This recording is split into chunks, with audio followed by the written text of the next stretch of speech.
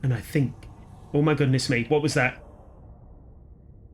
I don't know if you just saw that in the distance. There's something out there, and it's big.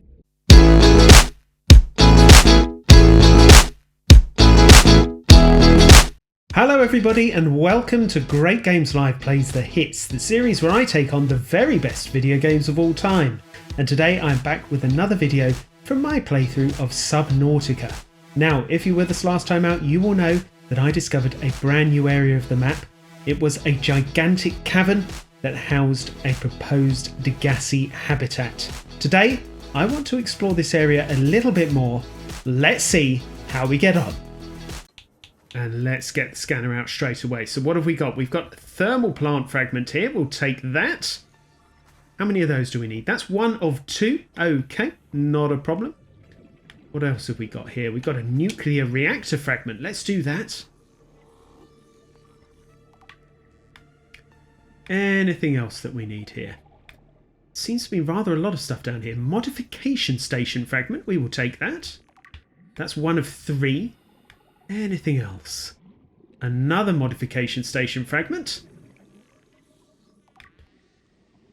Now that's a stasis rifle fragment. I believe we've already scanned those up on the island where the other Degassi base was. We've got 30 seconds of oxygen, so I'll just get this nuclear reactor fragment here. Yes, here we go. Modification station fragment. Thank you very much indeed. So now we have the blueprints for that. We can have a look at that. Now let's see if is there anything around here. Jellyshroom. That's about it. Looks like we got shale chunks. Let's break that. Lovely. We might as well gather some materials while we're down here, I guess. Let's see what else there is. Another shale chunk. Diamond, I think that was. Another diamond. Wonderful. What's that? Magnetite. Well, we'll take that. I don't know what that's used for, but we'll take it. Why not? Okay, let's go in. Anything in here to scan? Let's have a little look round. Let me in. Anything that I can scan? A water filtration machine. That could be useful going forward. Absolutely. We will take that. Goodness me, it takes a long time to scan. I haven't got enough oxygen for this. Okay, there we go. That's good. Anything else in here? Going to head down this way. A drooping stinger. Well, I don't particularly want to get close to that. Oh, that hurt rather a bit. Basic double bed. Yes, we will take that. I would love to have a bed in my base. Okay, that's done. It's time to get out of these caves. Once and for all, let's stay away from that worm thing, that's for sure. Get back into the sea moth. Oh. It's time to head back to base. Well, on my way out of the caves, I have spotted something else. It's another little platform with some boxes on it. I'm going to go down there. I'm going to take a look and see what we can find. Let's go for it. Let's see what there is. Anything at all. Looks like we might have a PDA here, folks. Let's have a look. We do. We have an abandoned PDA. Fantastic. Anything else? Doesn't look like there's much else. Okay, we're going to head right back up to the sea moth and finally get out of these caves. There we go. Freedom. Sweet, sweet freedom. We are out of the Jellyshroom caves. We are back up here. I've got to say, it feels rather good to be back up here, to say the least. Things were getting a bit dicey in there in terms of the crush depth of my sea moth, but everything's okay. And in fact, we've come out right next to Life Pod 17, which I believe we explored many, many moons ago. Right, let's get back to base and see what we found. Well, here we are back in the base, and the first thing I'm going to do is take a look at the abandoned PDAs that we found down there in the Jellyshroom caves. That should give us a little bit more information about what on earth has been going on here. So let's get right to it. Okay, to start off with, we've got Bart Torgle's log number 1, This World, and it says, I thought it might get claustrophobic living underwater. Father feels it is. He'd tell me it was childish, but I stare out the window and sometimes I think how lucky I am to see this world up close. Back on the island, I wouldn't have believed the creatures that live down here. The fish, they glow! There's one that's 90% eyeball. Snakes twice the length of a habitat compartment.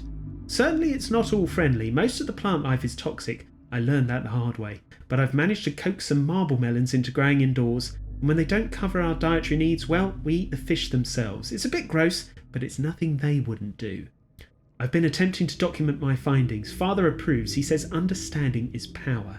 That the more we know about this planet, the more we can use it to our advantage. I'm just doing it because it's fun. It's not easy without proper equipment and network access, but the old-fashioned way, observing, taking notes, testing theories, shows me the world in a way a spectroscopic analysis never could.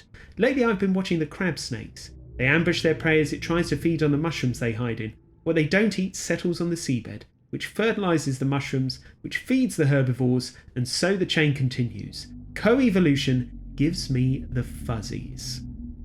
Okay, we've got log number 2. It's about stalker teeth, apparently.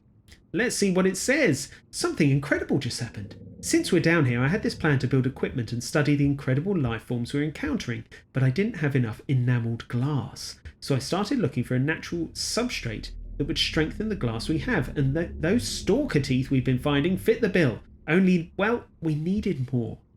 That's when Marguerite got interested. She actually listened to me more than I can say for Father, and I worked up the courage to talk about my more tentative theories. When I told her they were attracted to metal deposits, that their teeth got dislodged when they picked them up, her eyes narrowed and she dashed out of the room. 3 hours later she came back, her pack loaded down with stalker teeth. I asked her about it. She shrugged and said my theories were good. Said she had them eating out the palm of her hand. I think she meant it literally. She is incredible. She went out to the kelp forests armed with just a heat blade and went fin to fin with a pack of stalkers.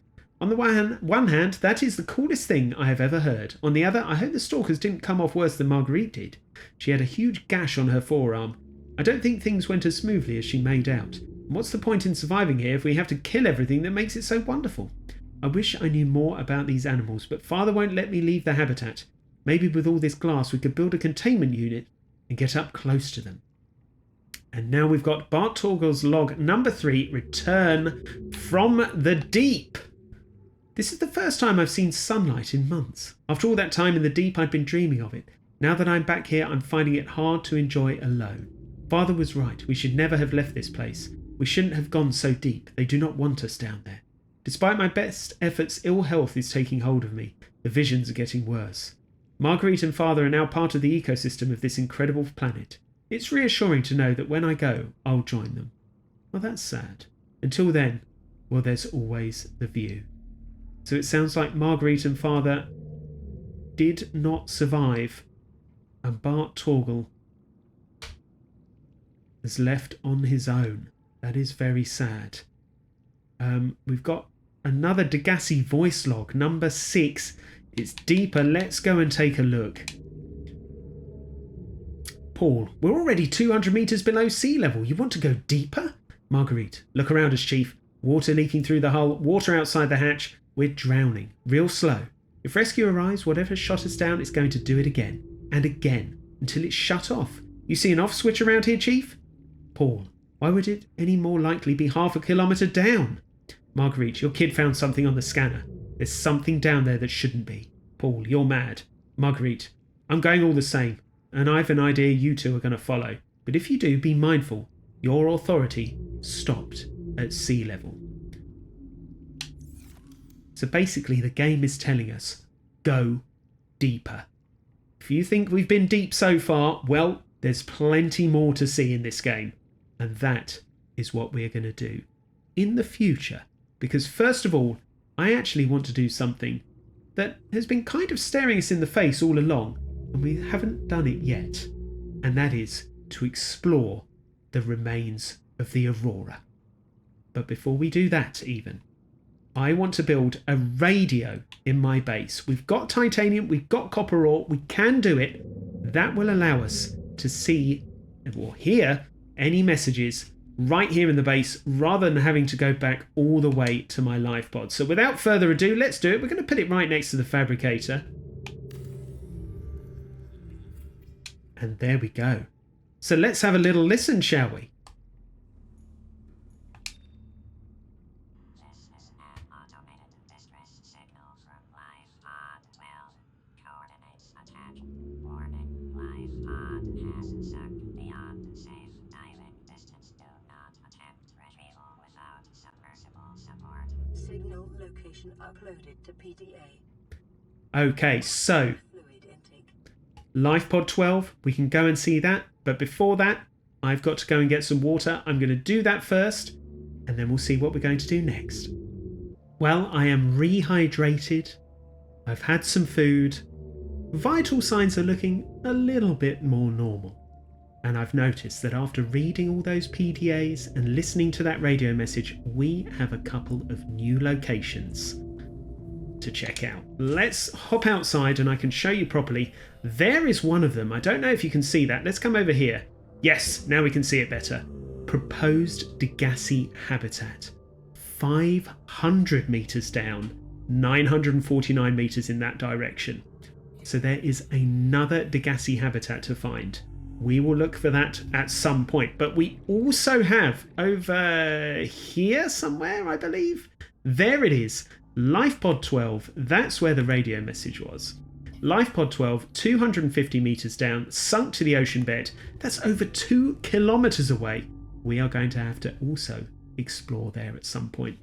But my next mission, as I mentioned earlier, will be to head over to the Aurora and to have a look at the wreckage, because I believe there will be some important stuff in there. There it is. There is the Aurora, and we're going to head over there straight away to see if we can get inside. But I also want to have a little look around the ship to see if there's anything there that I might be able to scan. So I might do that first before trying to get inside. So without further ado, let's get over to the Aurora. Okay, I believe we're coming up to the wreckage of the Aurora imminently. And I just want to have a look around and see if there's anything sort of by the Aurora. Here it is. Here it is. I just want to have a little look around to see if there's anything I can scan in the area. I'll be honest with you. I just have a feeling that there's going to be some stuff that we're going to want to take a look at. Let's have a little look over here. Okay, so there's a little sort of supply box there. Okay, let's go out and take a look, shall we? We'll leave the sea moth there. Open the supply crate. What's inside? We've got a battery, I think. That's a bit of a bonus. Let's get the scanner out. Anything around here? That's just a bit of metal salvage. We don't need that for now. Anything down here to scan? Couple more bits of salvage, I believe. Yeah. We are right at the back of the Aurora now. Oh, what's this? What's this? What have we got? We've got a Cyclops engine fragment. That's one of 3, but there's another one here. And I think... Oh my goodness me, what was that? I don't know if you just saw that in the distance. There's something out there, and it's big. I'm going to get this. I think it's another engine fragment. I'm going to get this and I'm going to get out of here. I am leaving. I don't know if you saw that, but I did. And it was a massive tail of some big creature. And I do not want to be anywhere near that. I'm going to be honest with you. So I'm getting out. And we are getting back in the sea moth. And we are heading away from that area. Thank you very much. Oh my goodness me. There's an eclipse going on. I mean, it's all happening. It is all happening. My goodness me. I'll be honest, I'm still quite happy to be alive after all of that. We did catch a glimpse of a gigantic creature in the distance. We certainly heard its roars. There was no way that I was sticking around to get up close and personal with that. Now, we are going to try and get on board the Aurora and see if there is anything there that will help us in our bid to get off this planet once and for all. But that will have to wait for a future episode of Great Games Live Plays the Hits. Until then, I want to say thank you very much for watching.